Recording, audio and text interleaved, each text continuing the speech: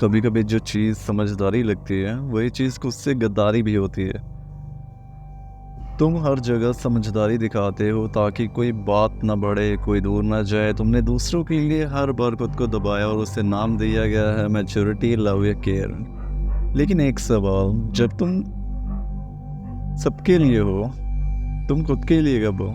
तुम किसी को नाराज़ नहीं करना चाहते इसलिए तुम हाँ बोल देते हो। जब तुम्हारा दिल ना चिल्ला रहा होता तुम अपनी बाउंड्रीज तोड़ते हो सिर्फ इसलिए ताकि कोई तुम्हें छोड़े नहीं। तुम किसी के बदलते मूड के हिसाब से अपना बिहेवियर शिफ्ट कर देते हो just to keep the peace. लेकिन उस शांति की कीमत क्या है? तुम्हारी आवाज़ की हत्या। तुमसे लोग पूछते हैं तो इतना चुप क्यों रहता है, तो सब सह क्यों जाता है और तुम मुस्कुरा के कहते हो समझदारी है।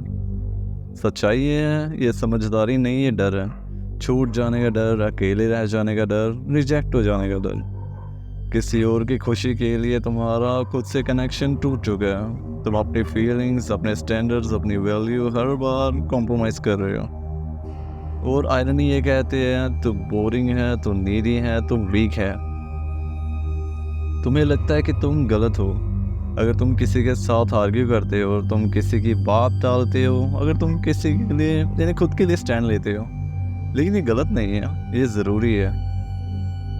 जो इंसान हर बार खुद को मारता है वो आखिर में अंदर से मर जाता है। तुम सबके लिए अच्छे बने हो पर किसी से ने तुमसे पूछा भी नहीं तो खुद कैसा? तुम्हारी सेल्फ वर्थ किसी की परमिशन पे डिपेंड नहीं करती। अगर कोई तुम्हारे हिसाब से वैल्यू करता जब तुम उसके हिसाब से चलो। जब तक तुम खुद को चूज़ नहीं करते कोई और तुम्हें प्रायोरिटी नहीं बनाएगा।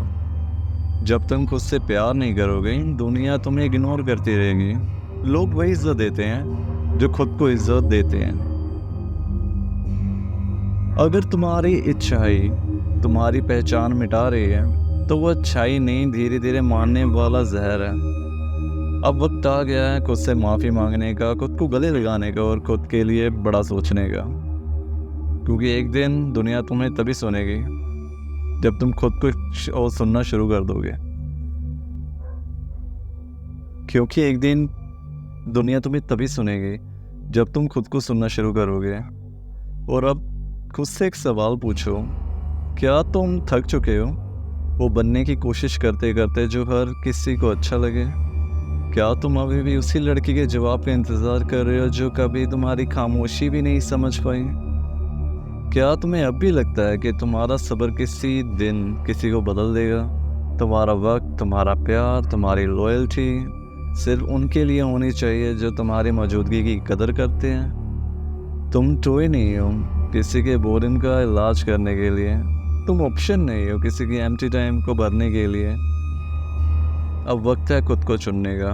कोई आए अच्छा है, कोई ना आए और भी अच्छा है, क्योंकि अब तुम चाहिए भी नहीं। ज़रूरी मैं जीना सीख चुका हूँ। तुमने बहुत दिनों तक दूसरों की कहानी में साइड कैरेक्टर बन के जी लिया।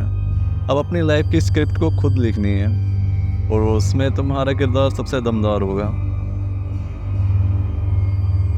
तुम्हें अब किसी के वैलिडेशंस की ज़रूरत नहीं है, क्योंकि जो इंसान खुद को पूरी तरह समझ लेता है वो दुनिया की खामोशी से भी जवाब निकाल लेता है।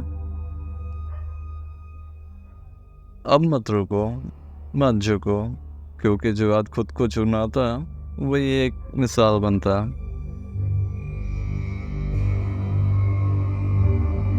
एग्जाम्पल जो हमेशा सबके लिए अच्छा बनता है आखिर में सबसे ज़्यादा टूटा हुआ वही होता है।